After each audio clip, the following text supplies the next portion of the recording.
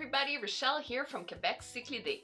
Today I'm going to be talking about how often you should be siphoning out your substrate, so stay tuned!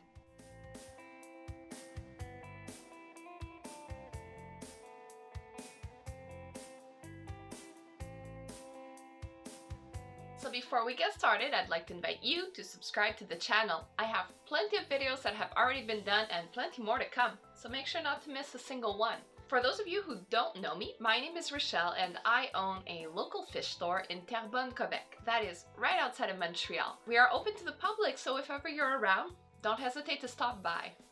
Back to business. Aquarium maintenance is one of the most intimidating parts of the hobby. Even seasoned aquarists aren't immune to mistakes or falling into bad habits. One of the most common questions that I get asked is, how often should I siphon my substrate? The answer is, when necessary. But you're not asking the right question. Ha ha ha, you thought this would be a quick video. The real question is, how should I siphon my substrate? How and when you're going to siphon depends on the fish you have and the size of the substrate. Everybody poops, but not everybody poops the same. Certain fish, like plecos, will leave you gigantic poop garlands. Other fish, like most African cichlids, will poop liquid if they have a healthy diet.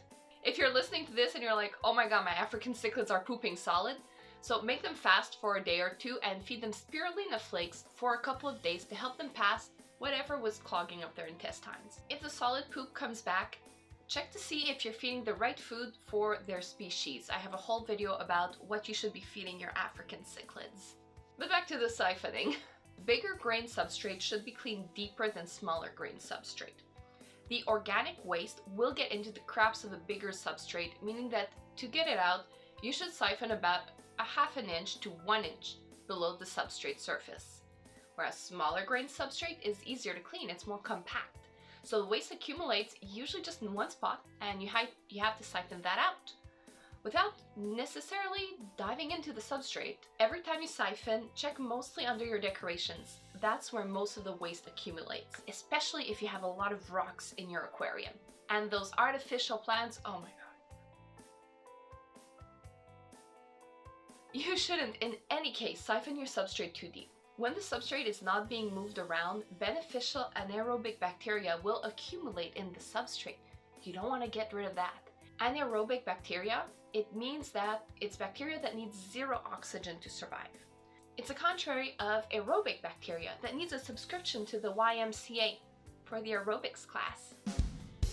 But seriously, it's the bacteria that's in your filter and it needs oxygen to survive. So when we siphon the anaerobic bacteria out into the open, it might, and will, create an ammonia spike when it dies. So once you have a huge spike of ammonia, often people will have nitrate problems with this later on because they're just crazy polluting their tank.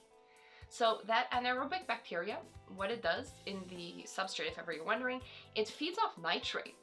So it's extremely beneficial for your aquarium. Of course, you'll never have enough to avoid doing water changes altogether, but it's good to have it there. So don't kill your bacteria. So in conclusion, it's a lot less extenuating than you think. Simply siphon the top layer of your substrate to remove the excess organic waste as often as you need. So that's it for today. It was pretty straightforward a video, nothing too big for this week, but I do get this question asked so much that I figured it needs its own video. So I hope this video helped answer your questions you had about this subject. If you like this video, don't hesitate to subscribe to my channel. I post new videos as often as possible. And so make sure not to miss a single one. Also, if you want more fishy content, you can follow me on Facebook, on Instagram, on TikTok, and I have a great website where you can shop online and see all the fish I have for sale. If you like this fabulous CICHLID Geek t-shirt and want to feel as fabulous as I do, you can get it on my Teespring store. There's Fish Geek also available and the t-shirts ship worldwide. So every shirt you get encourages me to continue doing what it is I'm doing. So thank you to everyone who encourages me on my Teespring store, on my YouTube channel, and in my actual physical store in Terrebonne, Quebec. You guys are the best. Thank you so much. And thank you to everyone for tuning in. I'll see you soon. Bye-bye!